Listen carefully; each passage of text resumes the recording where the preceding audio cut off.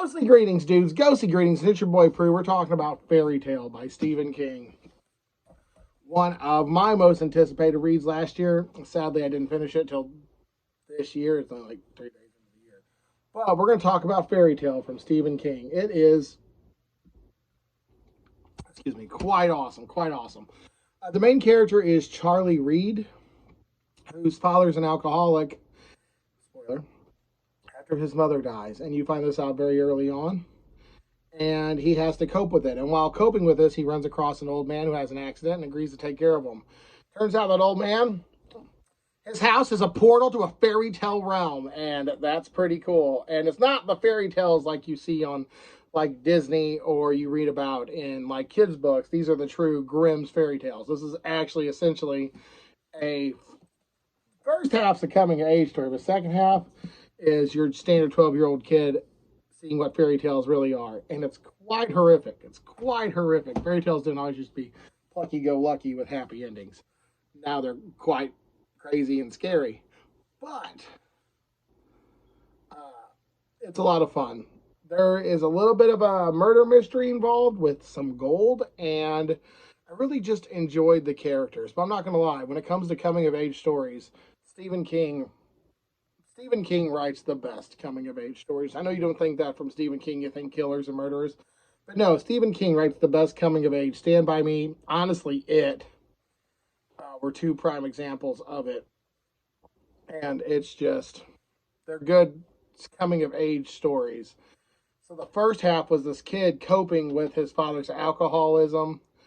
And then he basically prays and says, God help us. And the dad eventually does find a way out, and the kid feels indebted. So he's all about helping this old man out as kind of a way to thank God for helping him. And I really enjoyed the human aspect of that. I didn't come from a broken home. My mom and dad are still together, but they fought a lot, so I didn't have the best childhood. And so I could relate to any coming-of-age story. But honestly, we all had problems growing up. And to see that interpreted, and I've been there, I'm like, dear God, I will do anything, just get me through this day. And he got through the day and, just kept going one by one. And his dad gets better, and then they meet this old man and Radar the dog. And that's perfect. I loved every aspect of that. But once we got into the second half of the book, once they've opened the portal, whatever, to the fairy tale realm, I don't know what happened, but it definitely took like a dramatic dive in quality for me. I like the way that I like the creatures, of course, I liked the stories, and I liked how the one kid, he's young, so he's in that puberty phase, and he sees some of these fairy tale girls. He's like, ah, I can relate to that too, because you're all like Dresden says, like, yeah, you're only human until a beautiful elf who's had sex for 2,000 years walks in and wants to teach you something, and you're like, oh, there we go. What do I do? And I really related to that. It's weird, but this to me, it's called Fairy Tale, and it's about fictional creatures, but this seems like the most human I've read King in a while. Like, this definitely was humbling for me. Like, if I had to give a kid a book to get into Stephen King, because Stephen King once made a quote, give them to me while they're young and they'll be mine forever, something like that. This would be a major option just because the writing was so good. The writing is flawless in this. I mean, it's Stephen King, but I'm a Stephen King fan, but this is one of his best written books. I just did not like the plot and the characters in the second half as much as I thought I would. Well written, and it's a page burner, and it's almost 600 pages. Let's check. Yeah, like about 600 pages. Last year, my biggest book I read was Ninja by Eric Lustbader, which was 502 pages. This is almost 600 pages. It flew by a lot faster. But there's a dog, so you get there. There's a kid, and there's an old man. So these are definitely Stephen King's strong suits. He definitely was playing to his audience in this one at the beginning. And I really liked it.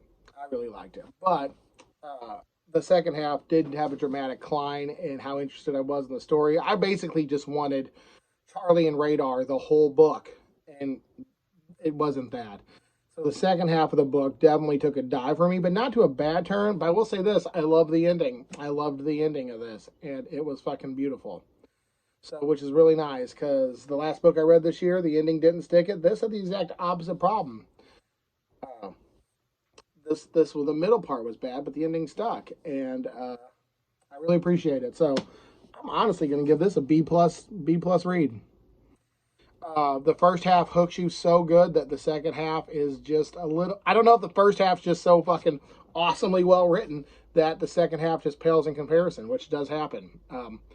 But this was amazing, and this was awesome. So thank you, Stephen King, for writing this. I will finish the other, hopefully, 2 more Stephen King books this year once I get them. But after that, I think I'll be caught up with King. The Fairy Tale. Did you read it? Did you like it? What did you think? Did the second half falter for anybody else? Did it kind of miss some steps? But this has been your boy Pruitt, guys. Thanks for watching. Stay creepy. Deuces.